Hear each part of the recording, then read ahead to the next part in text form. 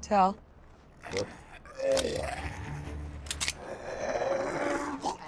T-800s were a mutated strain of zombie.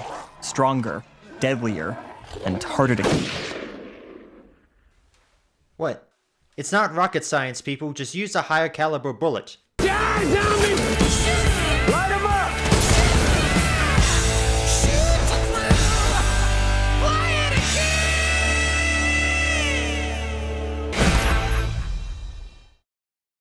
Hello there, everybody. It's me, the Canadian Movie Buff, with a review of Zombieland. Double tap. 10 years since the apocalypse, Columbus, Tallahassee, Wichita, and Little Rock have made themselves a little home in the White House. The winds of change are breezing through, with Columbus and Wichita trying to figure out where to take their relationship next, Little Rock wanting to strike out on her own, and Tallahassee realizing that he might have to let go of his new post-apocalyptic family. I think when it comes to sequels, no other genre is held to such a high standard than that of a comedy. A subpar sequel to an action movie or superhero movie, most people can forgive that. They'll overlook it. But when a comedy sequel comes out, it is not given the same amount of leeway. If a comedy sequel sucks, it really stinks. And that is sort of a concern of mine that I had going into Zombieland Double Tap. If it came out 3 or 5 years after the original, that would have been a pretty good time to put out a sequel. But 10 years? There's definitely a lot more pressure on it to be good. Luckily for us, Zombieland Double Tap is far from a bad comedy. Right in the opening minutes, you hear Columbus's narration. He, and by default the movie, acknowledges that it's been quite a while since we've last seen these characters. They introduce some new ideas, like zombie variants. And when we meet these characters again for the first time, they still feel very true to who they were in the original. Now, when revisiting characters that you haven't seen in a while, it can be difficult on how to approach them. You can't change them up so much that they're unrecognizable from the last time we saw them, but at the same time, you can't keep them exactly the same, otherwise it seems as if they haven't gone through any personal growth or development. I think the movie did a good job towing the line between a character, and I think this movie did a good job towing that line between a character being true to who they are and a character showing some growth and maturity. Well, maybe not so much maturity in Tallahassee's case, but you get the point. And I liked how it wasn't just another comedy movie, but it was also another zombie movie. The introduction of these variants gives a good idea of what these characters have had to go through in this past decade. They've seen these new breed of zombies come up, and now they gotta find of new ways to fight them. Some are smarter, some are quieter, some are faster, and some of them are just dumber. Looking at it as a comedy, there were several times throughout this movie where I had a good, hearty laugh at the jokes. And if that's not an endorsement of this movie as a comedy, I don't know what is. Now this comes from the same writers who did the original, who also went on to do the Deadpool movies. So there's plenty of meta humor and a little bit of fourth wall breaking, but it never overstays its welcome. It's still very much in line with the type of meta humor that we saw in the original. And even though I found the action to be a little lacking this time around, there is one really great sequence at an Elvis memorabilia museum.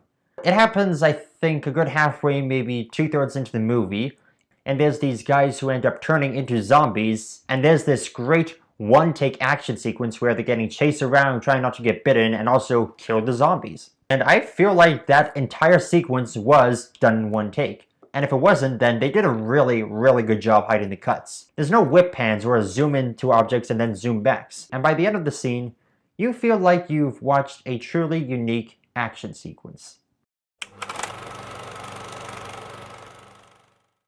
There are some new characters in this one, and one of them is a character who goes by Maddie. Now, I want to say that I get what they were trying to go for with this character. She's supposed to be the stereotypical dumb blonde that makes you go, how did she survive this long in the apocalypse? But when it comes to writing dumb characters, you can't write them too dumb. Here's an example that I think is appropriate for this review. Homer. In the earlier seasons, Homer was an idiot, that much is clear, but he had his moments of lucidity, his moments of genius, if you will. There were moments where it felt like he was smarter than he had let on. Compare that to present-day Homer, where he's stupid because the plot demands it, or status quo is God. And that is the issue with Maddie here. There's no hints that she might be smarter than she lets on. It doesn't help that her character is written to be the loud equals funny type of person. That style of humor may have been popular in 2009 when the apocalypse first began, but 10 years and an apocalypse later, it just doesn't fit. There's also an argument to be made that the loud equals funny was never really that funny to begin with. And then we have the final battle. Now this is something that the original does way better. The final battle at the amusement park was terrifying. You had all these zombies roaming around, lights flashing, riots going, Tallahassee doing his epic showdown in the booth, Columbus trying to save Wichita and Little Rock. It's dimly lit, it's atmospheric, and feels like a proper zombie movie. Whereas in this one, well, they give up their guns because they go to a hippie colony. I have nothing against hippies, I just want to beat the shit out of them. Then they try to distract the zombies to do sort of a buffalo jump type thing. I mean, it's impressive how they set it up, and Tallahassee is a badass as always, but it's definitely lacking that je ne sais quoi of the original. Speaking of something that the sequel lacks, genuine scares. Another thing that I felt was lacking in this movie was, the atmosphere. Like the first one, you could tell it was a zombie movie first and a comedy second. This one, it felt more like a comedy first and a zombie movie second. By switching that around, it loses some of the potential tension that can be created. You never feel like there's a zombie looking around the corner just waiting to jump out and get you. You never feel like the characters could be a moment away from death's door, except for that sequence I talked about earlier. There was something special about the original that doesn't quite come back for the sequel. Like the title of the movie suggests, Zombieland Double Tap is another helping of zombie carnage, meta humor, and some surprising character growth.